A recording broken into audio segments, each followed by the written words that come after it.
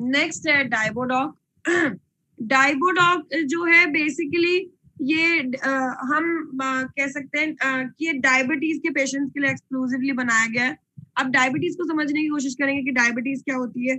मैं यहाँ पे एक साधारण और सरल भाषा का प्रयोग इसलिए कर रही हूँ क्योंकि हम में से 90% लोग यहाँ पर डॉक्टर्स नहीं है, और जो शायद कभी बायो पढ़े भी नहीं होंगे ऐसे भी लोग हैं। तो इसलिए मैं आपसे एक सरल भाषा, जो समझने लायक भाषा है, उसमें बताने की कोशिश कर रही हूँ ताकि आप समझ सकें और याद भी शायद रख सकें। शुरुआत करते हैं। What is diabetes? डायबिटीज क्या होती है? इसको सामान्य भाषा में शुगर भी कहा जाता है। होता क्या है,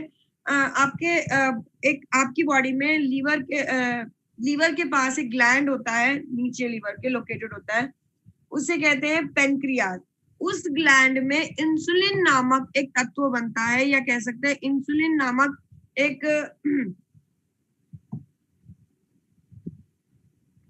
इंसुलिन नामक एक सर मैं आपकी सारी क्वेरीज को आंसर कर दूंगी, please stop messaging right now, I will answer everything, और रिमेनिंग आपको सुधीर सर क्लियर कर देंगे। अगर इंसुलिन नामक तत्व बनता है, अब हमने अगर कोई खाने की चीज खाना खाया है, ठीक है, उस खाने को एनर्जी के फॉर्म में हमारा डाइजेस्टिव सिस्टम कन्वर्ट करता है। जब उसे एनर्जी के फॉर्म में कन्वर्ट करता है, उस एनर्जी के फॉर्म को कहेंगे ग्लूकोज या फिर शुगर। वो फॉर्म को कन्वर्ट करके हमारे बाकी सारे बॉडी पार्ट स्टैटिक है, सिर्फ और सिर्फ स्टैटिक मतलब अपनी जगह पे स्थायी है, सिर्फ और सिर्फ ब्लड यहाँ से वहां मूव कर रहा है। तो वो जो एनर्जी हमारे डाइजेस्टिव सिस्टम यानी हमारे जो खाने के पचाने की प्रक्रिया है, उसने जो एनर्जी बनाई है, वो एनर्जी ब्लड को दी जाती है कि सारे सेल्स टॉप टू बॉटम सभी सेल्स को देख के आया जाए, क्योंकि उन्हें ग्रोथ में, या कह सकते हैं उन्हें बिल्ट इन होने में जरूरत है उस एनर्जी की।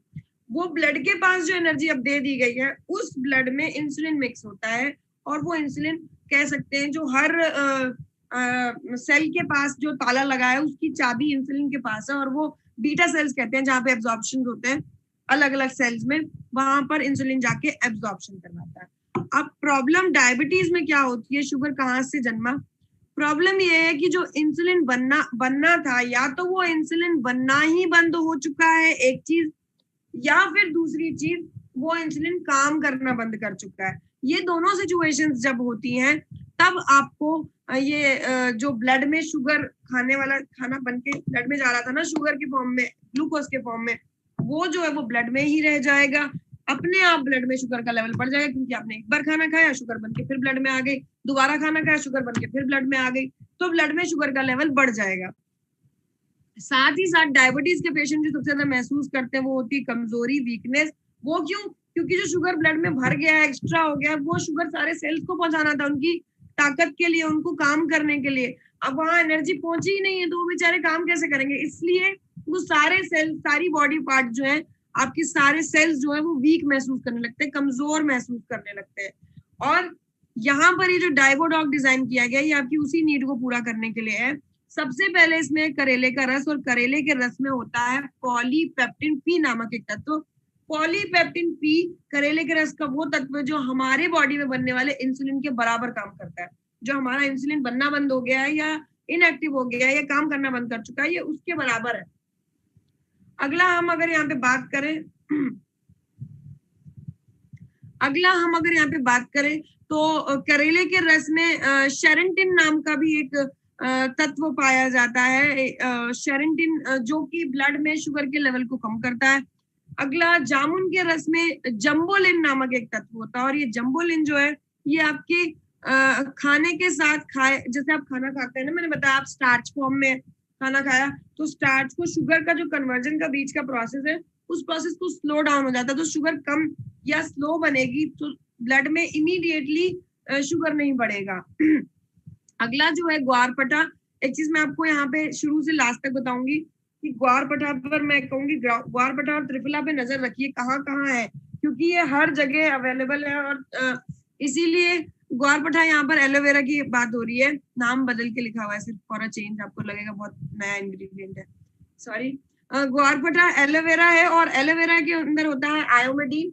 आयोमेडिन जो है, ये आपके ब्लड में शुगर के लेवल को कम करने में मदद करता है। साथ ही साथ इसमें एक एंजाइम पाया जाता है जिसे कहते हैं म्यूसिलेज, और ये म्यूसिलेज जो है, ये आपकी भूख को शांत करता है। जब म्यूसिलेज से आपकी भूख शांत हो जाएगी तो आपको बार बार कुछ खाने की इच्छा नहीं रहेगी, बार बार आप खाएंगे नहीं, खाना कन्वर्ट होगा नहीं शुगर में कन्वर्ट होगा नहीं, ब्लड में शुगर बढ़ेगा नहीं।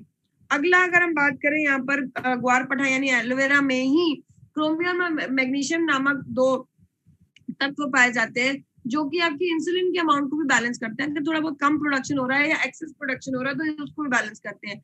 नेक्स्ट है आपका गुड़मार, जैसे कि नाम से पता चल रहा है गुड़मार, गुड़ मतलब मीठा, मार मतलब खत्म करने वाला, तो इसे मधुनाशनी भी इसीलिए कहा जाता है क्योंकि ये मीठे को मतलब शुगर को नहीं खत्म करेगा, ये मीठा खाने की इच्छा को ही खत्म कर देगा। तो जिन लोगों को ये थोड़ी बहुत इच्छा रह जाती है कि थोड़ा बहुत खा लेता हूँ, कौन देख रहा है टाइप, उनकी प्रॉब्लम्स का सोल्यूशन है ये गुड़माल। और अगर हम बात करें फिर से एक बार त्रिफला की, तो त्रिफला जैसे कि आपको मैं पहले ही बता चुकी हूँ कि 3 फलों से मिलकर बना है, हरड़, बेड़ा और आंवला पे काम करता है। सो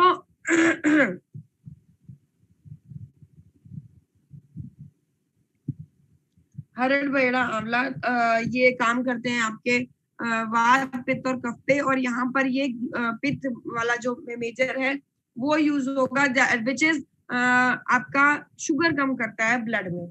नेक्स्ट एक चीज मैं आपको यहाँ पे डायबिटॉक से आगे बढ़ने से पहले बताना चाहूंगी, डायबिटीज के पेशेंट को गलती से भी इम्यूनोडॉक नहीं देंगे आप, गलती से भी उसे इम्यूनोडॉक के बारे में इम्यूनोडॉक रिकमेंड नहीं करेंगे क्योंकि इम्यूनोडॉक के अंदर जो एप्पल एक्सट्रैक्ट है वो डायबिटीज के पेशेंट को बहुत नुकसान कर सकता है। ठीक है, कर सकता है क्या करेगा, तो आप ये ध्यान रखेंगे ये चीजें।